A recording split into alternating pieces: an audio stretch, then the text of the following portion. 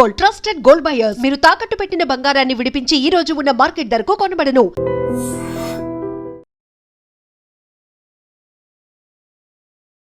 చెయ్యాలి 10 ఏళ్లలో నా లక్ష్యం అదే. నా జీవితంలో 1 కోటి మంది ఆడబిడ్డల్ని కోటీశ్వరులను చేస్తా అని కంకణం కట్టుకొని బయలుదేరి మీకోసం కృషి చేస్తుంటే ఇవాళ మిమ్మల్ని చూసి ఏడుస్తున్నారు. మీ ఒకనాడు ఇంటాయనని బస్ కిరాయి అడిగే మీరు సాయంత్రం బెల్ట్ షాప్కి ఆయన మిమ్మల్ని నగదు అడిగే పరిస్థితి తెచ్చినా లేదా మా అక్కలు చెప్పాలని నేను అడుగుతున్నా. ఇవాళ పెత్తన మా ఆడబిడ్డల చేతి ఉంటే పిల్లల చదువులు ఉంటాయి, ఇల్లు బాగుపడుతుందని ఇవాళ మా అక్కల చేతుల్లో పెత్తనం పెట్టిన మాట నిజం కాదా?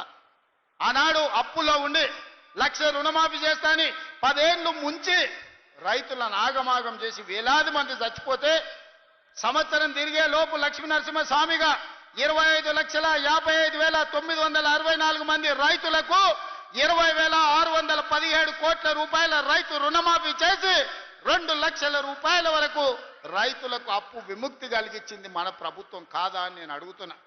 ఇవాళ రైతులకు ఉచిత కరెంటుతో పాటు ఆనాడు ఒరేసుకుంటే ఉరేసుకున్నట్టే ఆయన నాయకుడు అంటే వరి వేసుకోండి చివరి గింజ వరకు కొంటాం, అదే కాదు సన్న వడ్లు పండిస్తే 500 రూపాయల బోనస్ ఇస్తామని చెప్పి ప్రత్యేకంగా పర్యవేక్షించడానికి ఉత్తమ్ కుమార్ రెడ్డి గారి నాయకత్వంలో నిరంతరం వడ్లు అమ్మిన 48 గంటల్లో మీ ఖాతాల పైసలు వేస్తలేమా? ఇవాళ రైతులను ఆదుకొని ప్రాజెక్టులు పూర్తి చెయ్యాలి అని మేము పనిచేస్తుంటే కడుపు మండి విషం జమ్ముతున్నారు ఈరోజు రైతుల మీద. అందుకే మిత్రులారా మీరందరూ ఆలోచన చేయండి. ఈ ప్రభుత్వం మీ ప్రభుత్వం, ఈ ప్రభుత్వం మన ప్రభుత్వం, ఈ ప్రభుత్వం పేదోళ్ళ ప్రభుత్వం, ఈ ప్రభుత్వంలో దళితులు గిరిజనులు ఆదివాసులు తలెత్తుకునే ప్రభుత్వం. అందుకే 1931లో బ్రిటిష్ వాళ్ళు కులగణన చేస్తే 100 ఏళ్లలో ఎవడు చేయలేకపోయింది, ఎవడు ధైర్యం చేయలే ముట్టుకోనికే.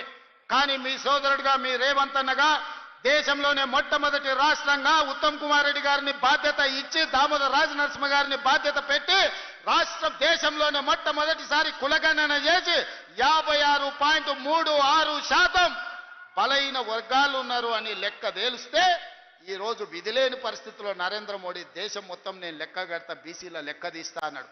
గొర్రెలకు బర్రెలకు చేపలకు కూడా లెక్క ఉంది, కానీ మా బలహీన వర్గాలకు లెక్క లేదంటే లెక్క నేను తేలుస్తా, నీ కథ కూడా చూస్తా అన్నందుకు ఇవాళ తెలంగాణ రాష్ట్రం మొట్టమొదటిసారి బలహీన వర్గాల లెక్క తేల్చి 56.36% తేల్చింది మనం కాదా? ఈ బలహీన వర్గాల పట్ల ప్రేమ లేకపోతే వాళ్ళ లెక్క తేల్చే బాధ్యత ఎందుకు తీసుకుంటాం? ఈరోజు 42% రిజర్వేషన్లు విద్య ఉద్యోగంలోనే కాదు స్థానిక సంస్థలలో కూడా మీకు 42% రిజర్వేషన్ ఇవ్వాలని చట్టం చేసింది మనం కాదా? అదేవిధంగా ఈనాడు ఎస్సీ ఉపకులాల వర్గీకరణ 35 ఏళ్ల నుంచి మాదిగ బిడ్డలు పోరాటమే కాదు ఎంతో మంది ప్రాణాలు కోల్పోయింది. ఎట్లయినా ఈ సమస్యకు శాశ్వత పరిష్కారం చూపించాలి అని సుప్రీంకోర్టు తీర్పిచ్చిన మరుక్షణం దామోదర్ రాజనరసింహ గారు నాకు చిట్టి తెచ్చింది అసెంబ్లీలో. నేను స్పష్టంగా చెప్పిన ఇది నా బాధ్యత, 100% ఈ సమస్యను పరిష్కరిస్తా అని ఫిబ్రవరి 14 నాడు మొదలుపెట్టి మళ్ళీ ఫిబ్రవరి 14 లోపల బీసీల లెక్కలు తేల్చిన ఎస్సీ కులాల వర్గీకరణ మోత్కుపల్లి నరసింహులు గారు సజీవ సాక్షి.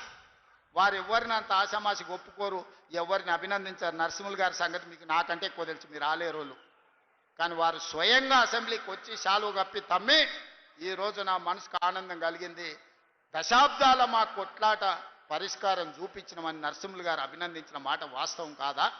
ఇవాళ ఎస్సీ కులాల వర్గీకరణ చేసి ఆ చిక్కుముళ్ళని ఇప్పింది ఈ ప్రభుత్వం కాదా అని నేను అడుగుతున్నా. ఇన్ని రకాలుగా రైతులను, మహిళల్ని, విద్యార్థులను, నిరుద్యోగులను, ఉద్యమకారులను, బలహీన వర్గాలను, దళిత వర్గీకరణతో పాటు ప్రతి సమస్యను పరిష్కరించుకుంటా 18 నెలల్లో మనం ముందుకు వెళ్తుంటే 10 ఏళ్ళు రాష్ట్రాన్ని దోసుకున్నాడు. ఇవాళ నువ్వు దిగిపో అని అంటుండు. మిత్రులారా మీరు ఆలోచన చెయ్యండి. నాకేం లేదు కోరికలు, ఆయనను పట్టుబట్టాలనుకున్నా పట్టుబట్టినా పని బట్టినా పడగొట్టడమే కాదు ఆ కుర్చీలో కూర్చున్నా. జీవితంలో నా లక్ష్యాన్ని నేను నెరవేర్చుకున్నా. ఇక మీ లక్ష్యాన్ని నెరవేర్చడానికి మీ సోదరుడిగా కష్టపడాలని నేను అనుకుంటున్నా. నాకు ఇంకేం కోరికలు లేవు.